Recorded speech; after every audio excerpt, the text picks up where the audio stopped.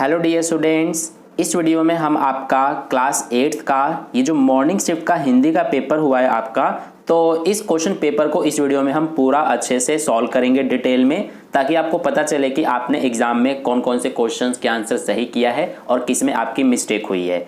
तो चलो शुरू करते हैं। देखो, सबसे पहले आपका खंड अ जो था, इसमें आपका पहला क्वेश्चन जो था, इसमें ये आपको एक गद्यांश दिया गया था। इस गद्यांश को आपको ध्यान से पढ़ना था और इसके आधार पर ये देखो पहला क्वेश्चन पूछा था, ग्राहक यही समझते हैं दुकानदार मुझे लूट रहा है। गद्यांश में किसने कहा और किससे कहा।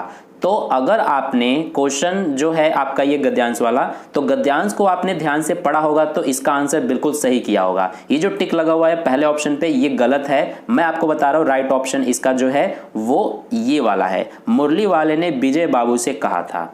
ठीक है, यानी कि फर्स्ट क्वेश्चन का ग ऑप्शन बिल्कुल करेक्ट था। तो अगर आपने ग ऑप्शन पे टिक किया होगा तो आपका बिल्कुल सही आंसर है। इसके बाद सेकंड क्वेश्चन था कि गद्यांश के अनुसार किसके पास ज्यादा वक्त नहीं था।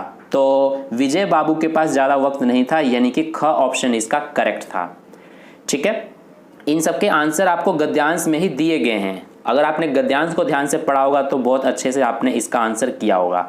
इसके बाद आपका सेकंड क्वेश्चन था, जिसमें देखो ये आपको एक पद्यांश दिया गया था। इस पद्यांश को आपको ध्यान से पढ़ना था और इसके आधार पर देखो पहला क्वेश्चन ये था, काव्यांश में किसकी सीमा को पाने की बात की गई है। तो काव्यांश में जो है वो आकाश की सीमा को पाने की बात की गई है, यानी कि ख ऑप्शन करेक्ट था। इसके बाद सेकंड क्वेश्चन था कि काव्यांश के अनुसार पंछी सपनों में क्या देख रहे हैं। तो पेड़ों की ऊंची टहनियों पर झूलना देख रहे हैं, यानी कि क ऑप्शन इसका भी करेक्ट था। ठीक है, इसके बाद देखो नेक्स्ट थर्ड क्वेश्चन, पराया शब्द का विलोम पहचान कर लिखिए। तो पराया का विलोम तो सबको पता ही होगा, अपना होता है, ये गलत है, ग ऑप्शन करेक्ट है। इसके बाद सेकंड क्वेश्चन था कि नीचे दिए गए विकल्पों में भाववाचक संज्ञा पहचानिए। तो इन सब में से भाववाचक है बचपना, यानी कि इसका ग ऑप्शन करेक्ट था। इसके बाद थर्ड क्वेश्चन था, नीचे दिए गए शब्दों में द्वंद्व समास का उदाहरण बताइए। तो ये है दिन रात, द्वंद्व समास है इसमें। जगदीश शब्द का संधि विच्छेद है, तो इसका संधि विच्छेद क्या होगा, जगत जमा ईश, ये गलत है। इसका क ऑप्शन करेक्ट था, जगत प्लस ईश। इसके बाद नेक्स्ट क्वेश्चन देखो फोर्थ, इसमें आपको ये गद्यांश दिया गया था आपकी बुक का, और इसके आधार पर ये रहा पहला क्वेश्चन कि लेखक को बदलू सबसे अच्छा आदमी लग क्यों लगता था। तो देखो इसका जो आंसर है वो ये है, क्योंकि वह उसे सुंदर सुंदर लाह की गोलियां बनाकर देता था, यानी पहले क्वेश्चन का क ऑप्शन करेक्ट था। इसके बाद सेकंड क्वेश्चन है कि गद्यांश में लेखक को अपने मामा के गांव जाने का चाव क्यों था, रंग बिरंगी गोलियां मिलने के कारण, यानी कि ख ऑप्शन इसका करेक्ट था। इसी तरह से जो थर्ड क्वेश्चन है, थर्ड का आपका ये वाला करेक्ट था, ग ऑप्शन, और फोर्थ का जो है वो ये वाला। ठीक है, गद्यांश के अनुसार गांव के सभी बच्चे बदलू को क्या कहकर बुलाते थे। तो बदलू काका कह के बुलाते थे, यानी घ ऑप्शन इसका करेक्ट था। इसके बाद नेक्स्ट है हमारा, निम्नलिखित काव्यांश को ध्यानपूर्वक पढ़िए और पूछे गए प्रश्नों के उत्तर दीजिए। तो देखो ये आपको काव्यांश दिया गया है और इसके आधार पर ये रहा आपका पहला क्वेश्चन, काव्यांश के अनुसार भगवान के डाकिये कौन है। तो पक्षी और बादल हैं। इसके बाद सेकंड क्वेश्चन था कि काव्यांश के अनुसार पक्षी और बादल कहां से कहां तक जाते हैं। तो एक महादेश से दूसरे महादेश तक, यानी कि ख ऑप्शन इसका करेक्ट था। इसके बाद नेक्स्ट थर्ड क्वेश्चन है कि काव्यांश के अनुसार चिट्ठियां कौन लाता है। तो पक्षी और बादल लाते हैं। और फोर्थ क्वेश्चन था, काव्यांश के अनुसार पेड़ पौधे पानी और पहाड़ क्या करते हैं। तो चिट्ठियां बाजते हैं, यानी कि ग ऑप्शन इसका करेक्ट था। इसके बाद चलते हैं सिक्स्थ क्वेश्चन पर। सिक्स्थ क्वेश्चन में देखो, इसमें बोला था निम्नलिखित प्रश्नों के उत्तर दीजिए। लाख की चूड़ियां पाठ में बदलू को सबसे अधिक चिड़ किससे थी। तो बदलू को सबसे अधिक चिड़ किससे थी, उसको कांच की चूड़ियों से थी। इसके बाद सेकंड था, बस की यात्रा पाठ में लेखक बस में कहां से कहां तक जा रहे थे। तो पन्ना से सतना तक जा रहे थे, यानी कि क ऑप्शन इसका करेक्ट था। इसके बाद नेक्स्ट है सेवेंथ क्वेश्चन। सेवेंथ क्वेश्चन में देखो, निम्नलिखित प्रश्नों के उत्तर लिखिए।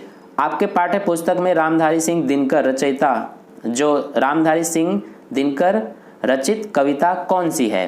तो भगवान के डाकिये है।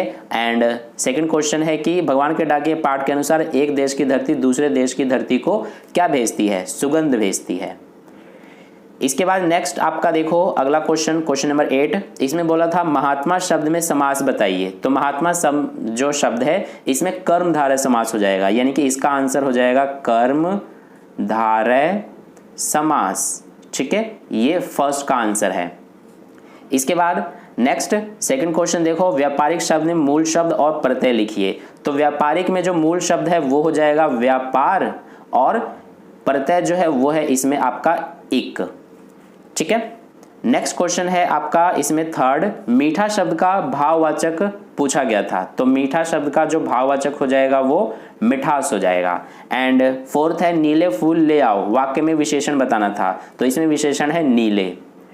ठीक है, तो ये आपका था क्वेश्चन नंबर 8। इसके बाद चलते हैं क्वेश्चन नंबर 9 पर। इसमें देखो प्रश्नों के उत्तर पूछे गए हैं। तो जैसे कि पहला है भगवान के डाकिये किसे कहा गया है। तो भगवान के डाकिये पक्षी और बादल को कहा गया है। इसके बाद सेकंड क्वेश्चन है कि भगवान के डाकिये द्वारा लाई गई चिट्ठियां कौन पढ़ते हैं। तो पेड़ पौधे, पानी और पहाड़ ये पढ़ते हैं। तो इसका आंसर ये रहा।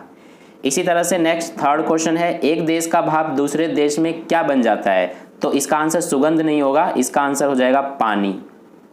ठीक है, थर्ड का आंसर पानी है। और अगला क्वेश्चन है फोर्थ, पक्षी एक देश से दूसरे देश में सुगंध कैसे ले जाते हैं। तो अपने पंखों से, यानी कि फोर्थ का आंसर जो है वो हो जाएगा अपने पंखों से। ठीक है, तो ये हो गया फोर्थ का आंसर। इसके बाद नेक्स्ट क्वेश्चन नंबर 10 देखो, इसमें बोला गया था लाख की चूड़ियां पाठ में बदलू लेखक को क्या कहकर बुलाता था। तो बदलू जो है वो लेखक को लला कह के बुलाता था। ठीक है, इसके बाद सेकंड क्वेश्चन है बस की यात्रा पाठ में बस को देखते ही लेखक के मन में कौन सी भाव जगी। तो लेखक के मन में श्रद्धा भाव जगी थी। ठीक है, तो इसका आंसर हो जाएगा श्रद्धा भाव। इसके बाद थर्ड क्वेश्चन है बस की यात्रा पाठ में लेखक के साथ कंपनी के कौन से अधिकारी जा रहे थे। तो हिस्सेदार जा रहे थे, इसका आंसर हो जाएगा हिस्सेदार। और फोर्थ क्वेश्चन था समाचार पत्रों में किस प्रकार के समाचार भरे रहते हैं, क्या निराश हुआ जाए पाठ आधार पर लिखिए।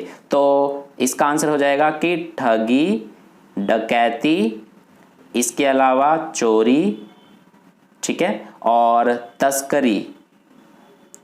तस्करी और भ्रष्टाचार के जो समाचार होते हैं वो भरे रहते हैं। तो ये हो जाएगा हमारा फोर्थ का आंसर। इसके बाद नेक्स्ट क्वेश्चन नंबर 11 देखो, इसमें टोटल आपको 5 क्वेश्चंस दिए गए थे, ये आप देख सकते हो। इनमें से कोई 4 करने को कहा गया था, तो हो सकेगा तो इनके आंसर मैं आपको अगली वीडियो में करा दूंगा। इसके बाद ये रहा क्वेश्चन नंबर 12, इसमें भी कोई 4 के आंसर आपको कोई 3 के आंसर करने थे। इसमें टोटल 4 दिए गए हैं, लेकिन कोई 3 के आंसर आपको करने थे। इसके बाद ये रहा अनुच्छेद वाला क्वेश्चन, और ये आपका लास्ट है क्वेश्चन नंबर 14 पत्र वाला क्वेश्चन। ठीक है, तो ये आपका पूरा पेपर था। आई होप आपको अच्छे समझ में आ गया है।